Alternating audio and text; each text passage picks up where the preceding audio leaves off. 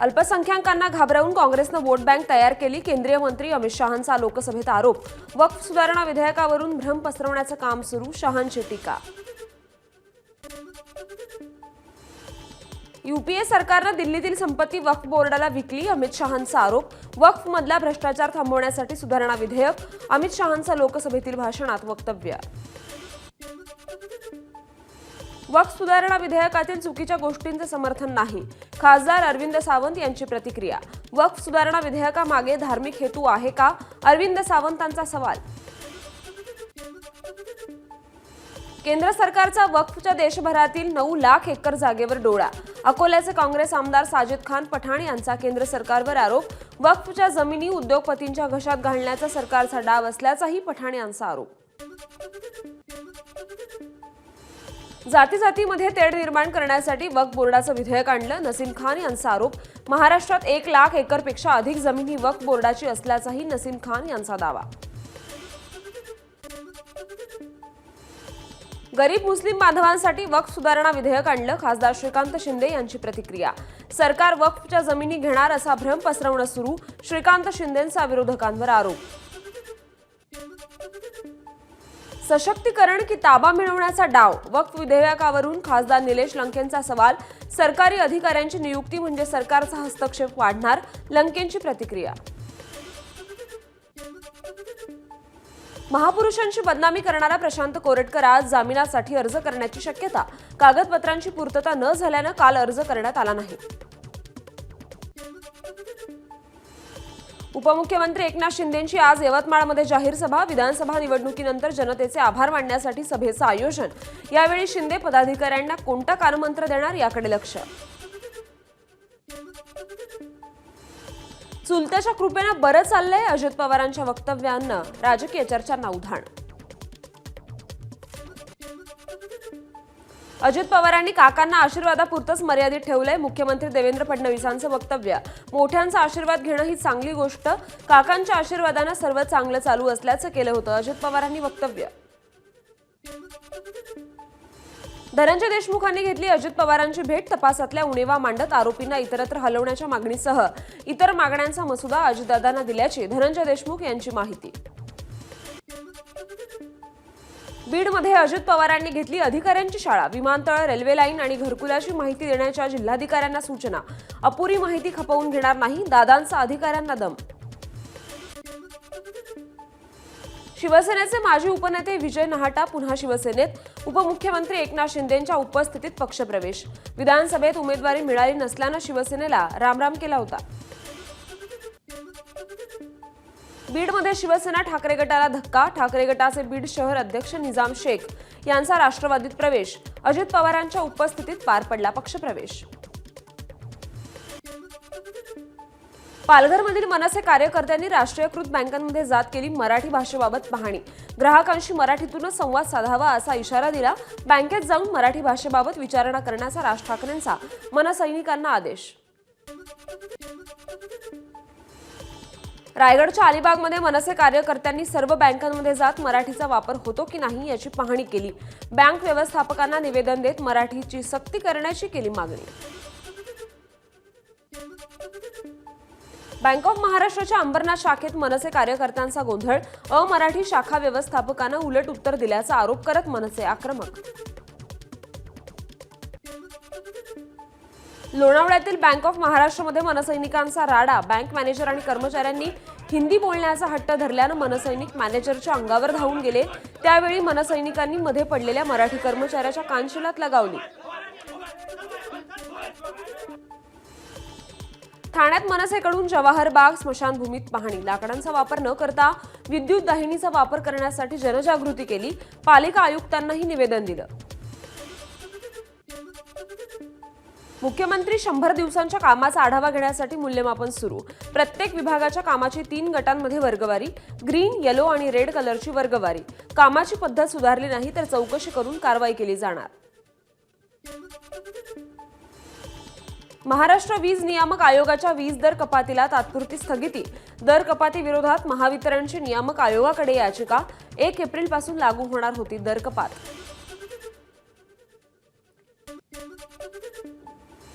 मुख्यमंत्री देवेंद्र फडणवीसांकडून आयुष्मान भारत मिशन महाराष्ट्र समिती जाहीर. ओम प्रकाश शेटे 7 जणांच्या समितीचे अध्यक्ष. आयुष्मान भारत आणि जन आरोग्य योजनेच्या प्रभावी अंमलबजावणीसाठी समितीची स्थापना. महिलांना ताकद देण्याचं काम सरकारनं केलं म्हणून पुन्हा सरकारमध्ये पंकजा मुंडेंचं वक्तव्य. जिथे स्त्रीचा सन्मान होतो तो समाज स्त्रीला साथ देतो. तो समाज नेहमी चांगल्या दिशेने जात असतो. जालन्यातील आणवी गावात पंकजा मुंडे बोलत होत्या. म्हाडाच्या 34 वसाहतींमध्ये स्वस्त दरातील वैद्यकीय सुविधा होणार उपलब्ध. म्हाडाचा आपला दवाखाना या उभारणीकरता वनरूपी क्लिनिक सोबत सामंजस्य करार. सिडकोच्या घरांच्या किमती कमी करण्यासाठी मनसेचा आज इंजेक्शन मोर्चा. मनसे नेते गजानन काळे यांच्या नेतृत्वाखाली मोर्चाची हाक. साखर कारखान्याच्या सत्तेत आल्यावर रखडलेल्या 8,500 सभासदांच्या नोंदी करणार. आमदार मनोज घोरपडे यांचे सह्याद्री साखर कारखान्याच्या सभासदांना आश्वासन. बिहारचे भाजप आमदार सुनील तिवारींच्या वादग्रस्त वक्तव्याचे पुण्यात पडसाद. पुण्यात वंचितचे अध्यक्ष अरविंद तायडेंकडून तिवारीचा निषेध. कुणाल कामराला मुंबई पोलिसांच्या आर्थिक गुन्हे शाखेची नोटीस. कामराला मिळणाऱ्या पैशांची चौकशी करा. शिंदेंच्या शिवसेनेची तक्रार. मीरा भाईंदरमध्ये नव्या आरटीओ कार्यालयाचं परिवहन मंत्री प्रताप सरनाईक यांच्या हस्ते उद्घाटन. MH58 अंतर्गत मीरा भाईंदर आरटीओला मान्यता. मुंबईच्या मालाड पठाणवाडीतील कलश यात्रेदरम्यान झालेल्या राड्यानंतर पोलीस अलर्ट मोडवर. रामनवमी आणि हनुमान जयंतीनिमित्त मुंबई पोलिसांकडून अंधेरी परिसरात रूट मार्च. अजित पवारांच्या राष्ट्रवादीच्या अल्पसंख्याक विभागाचा राज्य उपाध्यक्ष शंतनू कुकडेवर बलात्कार आणि बाललैंगिक अत्याचाराअंतर्गत पॉक्सोचा गुन्हा दाखल. पुणे कॅम्प परिसरातील बंगल्यात कुकडेनं अत्याचार केल्याची 2 मुलींची तक्रार.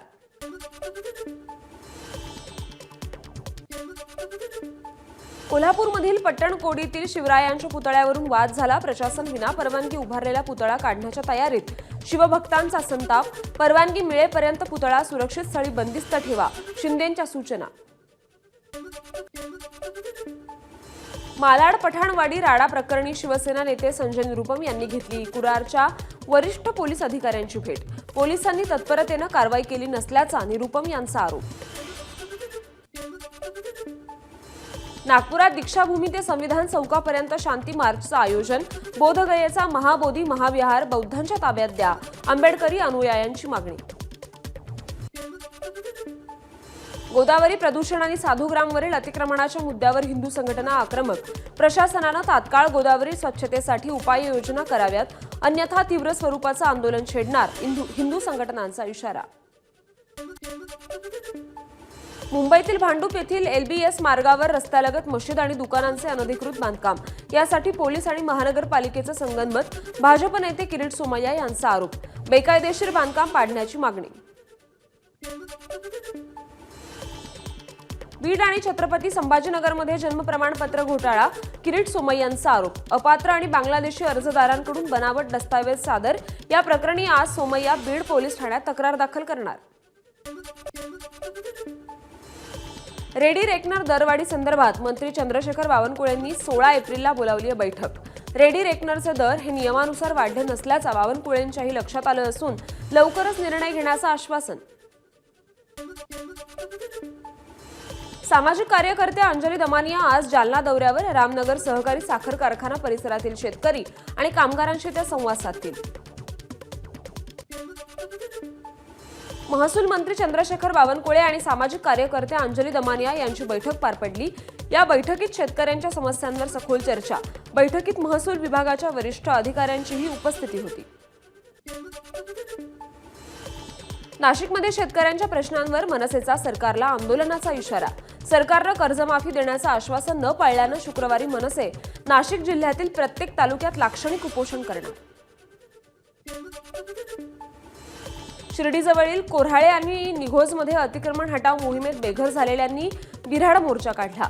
पूर्वसूचना न देता अतिक्रमण हटवण्यात आल्यानं अधिकाऱ्यांवर कारवाई करण्याची केली मागणी. पुण्यातील व्यापाऱ्यांकडून वर्गणीच्या नावाखाली बळजबरीनं पैसे वसूल करणाऱ्यांवर कारवाई करण्याची मागणी, बळजबरी पैसे उकळणाऱ्यांवर खंडणीचा गुन्हा दाखल करण्याची भाजप व्यापारी आघाडीची मागणी. जळगावच्या वरणगावमधील नागरिकांचा पाणी पुरवठा सुरळीत करण्याच्या मागणीसाठी आंदोलन. नगरपालिका मुख्याधिकाऱ्यांच्या दालनात मांडला ठिय्या. 15 दिवसातून एकदा पाणी पुरवठा होत असल्यानं नागरिक हैराण. नवी मुंबईतील अनधिकृत बांधकामावर सिडकोचा हातोडा. खारघर सेक्टर 5 मधील अनधिकृत बांधकामांवर कारवाई. 100 अनधिकृत बांधकामांवर कारवाई पूर्ण. नांदेडमध्ये डॉक्टर बाबासाहेब आंबेडकर आणि रामनवमी निमित्त शांतता समितीची बैठक पार पडली. यावेळी अधिकाऱ्यांनी सामाजिक कार्यकर्त्यांकडून समस्या जाणून घेत त्यांचं समाधान करण्याचा प्रयत्न केला. परभणी शहरातील विविध भागांमध्ये झालेलं अतिक्रमण काढण्यास महानगरपालिकेला मुहूर्त मिळालाय. परभणी शहर विकास मंचच्या इशाऱ्यानंतर पालिकेची कारवाई. तारकेश्वर गडावर नारळी सप्ताह सोहळ्यात सांस्कृतिक मंत्री आशिष शेलार यांनी फुगडी खेळली. वारकऱ्यांसोबत उत्सवाचा आनंद घेतला. साताऱ्याच्या पाटण तालुक्याला सलग दुसऱ्या दिवशी अवकाळी पावसानं झोडपलं. मका आणि शालू पिकाला फटका, तर अनेक ठिकाणी इलेक्ट्रिक पोलही कोसळले. बीडमध्ये 2 दिवस वादळी वाऱ्याच्या पावसासह गारपिटीचा अंदाज. बीड जिल्ह्याला आज येलो अलर्ट. वर्ध्यात अवकाळी पावसाची हजेरी. देवळी, सेलू, हिंगणघाट, वायगाव भागात मुसळधार पाऊस. नाशिक शहरात देखील अवकाळी पावसाची हजेरी. पावसामुळे कांदा आणि द्राक्ष पिकाला फटका बसण्याची शक्यता. यामुळे शेतकरी चिंतेत. नाशिक शहरासह ग्रामीण भागाला गारपीटीनं झोडपून काढलं. माड, संगवी आणि ओढा गावासह परिसरात गारपीट. जिल्हा प्रशासनाकडून नुकसानीची पाहणी केली जाणार.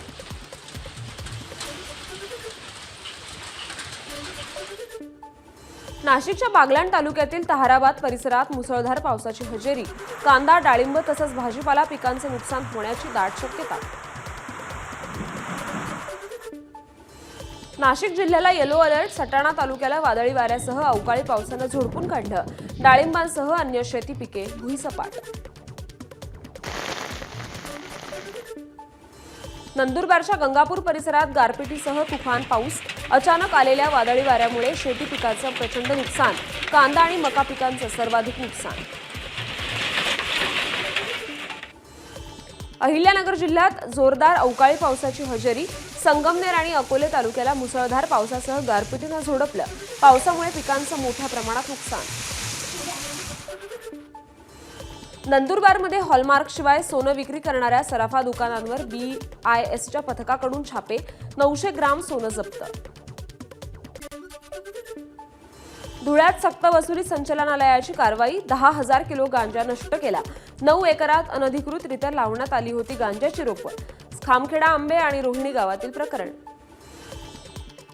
पुण्यातील BJ मेडिकल कॉलेज प्रशासनातील 2 अधिकाऱ्यांना लाच घेताना अटक. ACBची कारवाई. कार्यालय अधीक्षक सुरेश बोनावळे आणि वरिष्ठ सहाय्यक जयंत चौधरी यांना 1 लाखांची लाच घेताना पकडलं. धाराशिवमधील कळंब महिला हत्या प्रकरणी दोन्ही आरोपींना 9 दिवसांची पोलीस कोठडी. आरोपींची 10 तारखेपर्यंत कळंबच्या पोलीस कोठडीत रवानगी. पुण्यातील येरवडा भागात कोयता गँगची पुन्हा दहशत. रात्रीच्या वेळी लोकांच्या दारावर कोयते मारून दहशत निर्माण करण्याचा प्रयत्न. संपूर्ण प्रकार CCTVत कैद. नागरिकांमध्ये भीतीचं वातावरण. पुण्यात मंगळवारी मॉर्निंग वॉकसाठी गेलेल्या तरुणाचा कारच्या धडकेत मृत्यू झाला. या प्रकरणी पोलिसांनी फरार आरोपीला अटक केली आहे. भिंतीवर डोकं आपटून सासूची हत्या करणारी सून पोलिसांच्या ताब्यात. जालना शहरातील भोकरदन नाका परिसरातील प्रियदर्शनी कॉलनीमध्ये सुनेकडून सासूची हत्या. घरगुती वादातून पतीची गळफास घेऊन आत्महत्या. 2 महिन्यांपासून माहेरी गेलेल्या पत्नीनं मुलाशी बोलू न दिल्यानं पतीचं टोकाचं पाऊल. यवतमाळच्या घाटंजी येथील धक्कादायक घटना. मुलानंच केली पित्याची हत्या. बदलापूर पश्चिम येथील धक्कादायक घटना. आरोपी मुलगा गणेश कराळे पोलिसांच्या ताब्यात. प्रॉपर्टीच्या वादातून हत्या झाल्याची प्राथमिक माहिती. अहिल्यानगरमधील गाळीवाडा परिसरात वीज वाहक तारांमधील वीज घरावरील लोखंडामध्ये प्रवाहित झाल्यानं एकाचा मृत्यू। या घटनेनंतर बोज्जलू कुटुंबियांना आर्थिक मदत करण्याची नागरिकांची मागणी। नागपूरमध्ये एका पोलिसाकडून कारची तोडफोड, कारचा धक्का लागल्यानं पोलिसांनी केली तोडफोड, व्हिडिओ व्हायरल। वाशिम रिसोड मार्गावरील रिठत गावाजवळ भीषण अपघात, गायीला वाचवण्याच्या प्रयत्नात टोमॅटोची वाहतूक करणाऱ्या ट्रकचा अपघात झाला। सुदैवाने या घटनेत कोणतीही जीवितहानी झाली नाही। भिवंडीतील देवनगर परिसरात किरकोळ कारणावरून 2 कुटुंबांमध्ये हाणामारी झाली। शिवीगाळ केल्याच्या वादातून झालेल्या हाणामारीत घरांचं नुकसान, भोईवाडा पोलीस ठाण्यात गुन्ह्याची नोंद। पालघर मनोर रोडवरील वाघोबा घाटात चालत्या टेम्पोला भीषण आग, प्रसंगावधान दाखवत टेम्पो चालकानं टेम्पो बाजूला थांबवून स्वतःचा बचाव केला। शॉर्ट सर्किटनं आग लागल्याचा प्राथमिक अंदाज, आगीमध्ये टेम्पो जळून खाक। यवतमाळच्या आर्णी तालुक्यातील तळणी गावात भीषण आग, घटनेत 3 घरं पूर्णपणे जळून खाक, आगीचं कारण अद्याप अस्पष्ट। पिंपरी चिंचवडच्या नेहरू नगर परिसरात गादीच्या कारखान्याला भीषण आग लागली, 3 महिला यात गंभीर जखमी, महिलांना उपचारासाठी महानगरपालिकेच्या रुग्णालयात दाखल केले। NHAIनं गेल्या आर्थिक वर्षात देशात तयार केले 5614 किलोमीटरचे राष्ट्रीय महामार्ग। NHAIनं 5150 किलोमीटर रस्त्याचं लक्ष्य ठेवलं होतं। यासाठी 2,50,000 कोटी रुपये खर्च केले। सोन्याचा दर उच्चांकी पातळीवर, 24 कॅरेट सोन्याचा दर प्रतितोळा 94,000 तर चांदीचा 1 किलोचा दर 1,05,000। नॅशनल स्पॉट एक्सचेंज लिमिटेडमधील 5,600 कोटी रुपयांच्या गैरव्यवहाराप्रकरणी ईडीनं 115 कोटी 86 लाख रुपयांच्या मालमत्तेवर टाच आणली। या मालमत्तांमध्ये मुंबई, दिल्ली आणि राजस्थान येथील 15 स्थावर मालमत्तांचा समावेश। पंतप्रधान नरेंद्र मोदी आज थायलंडच्या दौऱ्यावर। नरेंद्र मोदी यांचा थायलंडचा हा 3रा दौरा आहे। मोदी बिमस्टेक शिखर परिषदेला उपस्थित राहतील। आज दिल्लीत 3 दिवसांच्या स्टार्टअप महाकुंभाचं पीयूष गोयल उद्घाटन करणार। उद्योजक, गुंतवणूकदार आणि तज्ज्ञांना एकत्र आणून नवसंकल्पनांना चालना देण्याचा प्रयत्न, यात 45हून अधिक स्टार्टअप्सचा सहभाग। टीम इंडियाचा धडाकेबाज सलामीवीर यशस्वी जयस्वालचा मुंबई संघाला रामराम। आगामी घरगुती हंगामात यशस्वी गोव्याकडून खेळणार। मुंबई क्रिकेट असोसिएशननं यशस्वीला ना हरकत प्रमाणपत्र जारी केलंय। गुजरातच्या जामनगरमध्ये एअरफोर्सचं विमान कोसळलं, परिसरात भीषण आग लागली। या घटनेत पायलट सुरक्षित, जिल्हाधिकारी, अग्निशमन दल आणि रुग्णवाहिका घटनास्थळी दाखल। राष्ट्रीय जनता दलाचे नेते लालू प्रसाद यादव यांची प्रकृती खालावली, दिल्लीतील एम्स रुग्णालयात दाखल केलं, वैद्यकीय तपासण्या सुरू। मारुती सुझुकी 8 एप्रिलपासून 7 मॉडेल्सच्या कारच्या किमती वाढवणार। वाढता खर्च, ऑपरेशनल खर्च, नियामक बदल आणि फीचर ऑडिशन केल्यानं किमतीत वाढ होणार असल्याची माहिती। Vitara, Eeco, Wagon R, Ertiga, XL6 या गाड्यांच्या किमती वाढणार। ABP माझा, उघडा डोळे बघा नीट।